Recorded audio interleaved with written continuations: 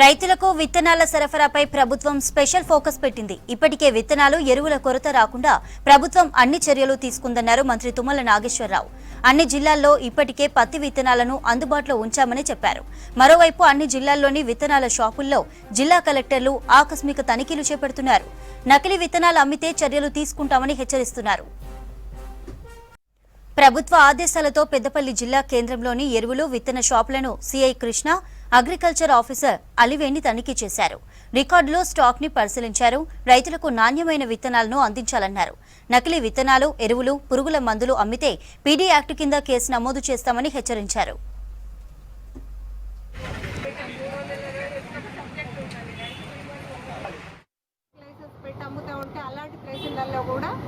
మనం తనిఖీలు నిర్వహించడం జరుగుతుంది. ఎవరైనా తప్పిదారిపోయి హెచ్డి కాటన్, ముఖ్యంగా రైతులు అట్రాక్ట్ అయ్యేది మన పెద్దపల్లి మండలంలో వ్యవసాయం, ముఖ్యంగా వరి మరియు పత్తి పంటలు. రెండవ పంట పత్తి పంట పండించబడుతుంది.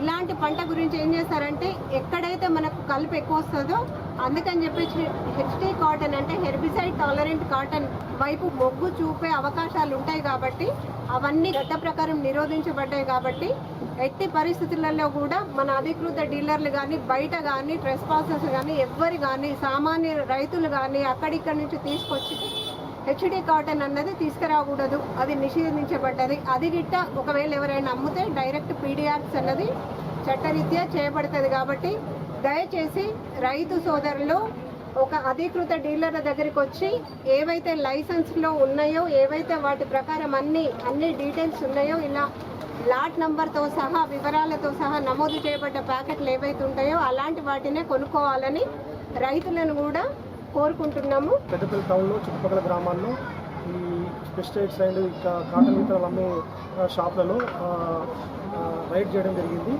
ఇందులో మేము మా ముఖ్య ఉద్దేశం అంటే వీళ్ళు ఫేక్ సీడ్ కానీ, హెచ్టీ కాటన్ కానీ, స్పూటెడ్ సీడ్ అమ్మకుండా నిరోధించడము. ప్రతి షాప్లో ఫేక్ సీడ్ ప్రతిదీ పరిశీలించడం జరిగింది. స్పూటెడ్ సీడ్స్ పరిశీలించండి, వాటి యొక్క లేబుల్స్ పరిశీలించడం జరిగింది, అలాగే రికార్డ్స్ పరిశీలించడం జరిగింది. మాకు ఇచ్చిన ఈ గైడ్లైన్స్ ప్రకారం ప్రతిదీ చెక్ చేయడం జరిగింది.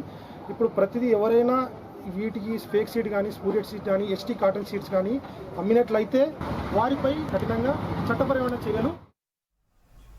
ఆదిలాబాద్ జిల్లాలోని విత్తన షాపుల్లో తనిఖీలు చేశారు కలెక్టర్ రాజర్షి. రికార్డులు, డీలర్ల దగ్గరున్న స్టాక్ వివరాలను అడిగి తెలుసుకున్నారు. విత్తనాలను పరిశీలించి సంబంధిత అధికారులకు పలు సూచనలు చేశారు. విత్తనాల కోసం పత్తి రైతులు ఇబ్బందులు పడకుండా రైతులకు సరిపడా విత్తనాలను అందుబాటులో ఉంచాలన్నారు. జిల్లా కేంద్రంలోని విత్తనాల షాపుల దగ్గర పోలీసులు భారీ బందోబస్తు ఏర్పాటు చేశారు. ఎలాంటి అవాంఛనీయ ఘటనలు జరగకుండా భద్రతా చర్యలు చేపట్టామన్నారు జిల్లా ఎస్పీ గౌస్ ఆలం.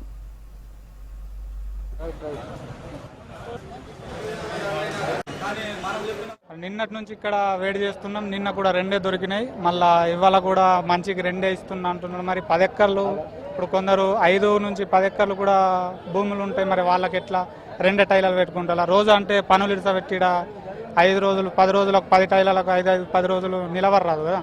అదే గవర్నమెంట్ ఏం చేస్తున్నారు, మరి 10 టైలర్లు ఒకటేసారి ఇచ్చేస్తే స్టాక్ కొంచెం పెంచితే అయిపోద్ది కదా.